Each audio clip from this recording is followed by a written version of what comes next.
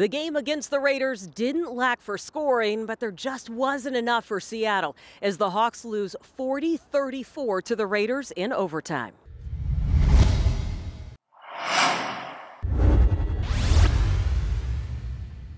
That's a terribly frustrating game for us. We had our chances to win the football game, and I mean, they're obvious and so clear that you all know them. But to give them the opportunity to stay in there and hang in there, those guys kept hanging. They've been in close games all year long. There was nothing different for them. Things couldn't have started any better for Seattle when Quandre Diggs picked off Derek Carr's first pass of the game. 2 plays later, Kenneth Walker III was in the end zone.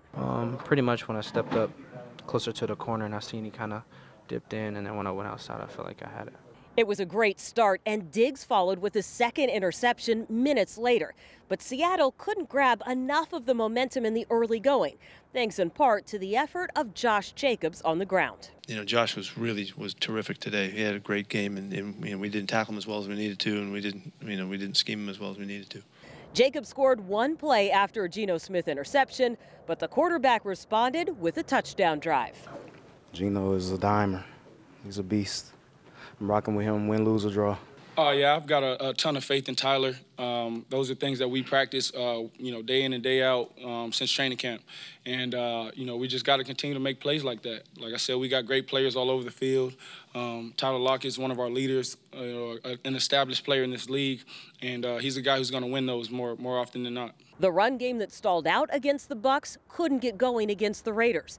Just 65 total rushing yards. Walker accounted for 26 of those and 2 touchdowns. I felt like we just didn't execute well on the run game.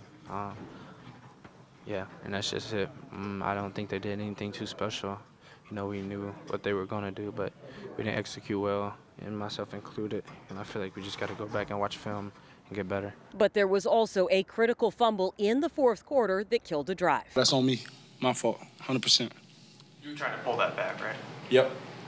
Meanwhile, the Raiders found all sorts of running room, gashing the defense for 283 total rushing yards, 229 of those by Jacobs. They did a good job, stayed committed to it, and they had a couple big plays, a big play after the turnover, and then the one obviously at the end. They did a good job. Geno Smith completed 27 of 37 passes for 328 yards and 2 touchdowns. One of those was to Travis Homer in the 4th. It was a really nice play. It was a really good, good execution to get the first down, first of all, but to finish it like that was a terrific run for him. Man, he's a heck of a football player. Tough as nails, and he comes through whenever he gets his chances. The Raiders tied it up to force OT. Seattle's offense stalled, and Jacobs ripped off an 86-yard touchdown run to end the game.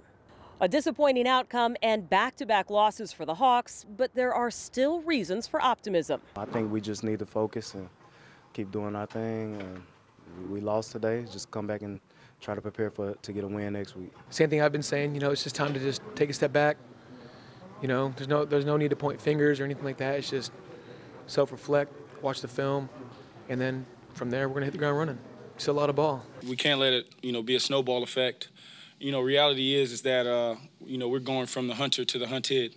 People want to play us. And, as a young team, we've got to learn to, be able to go out there and win those games. That's our next step in the evolution.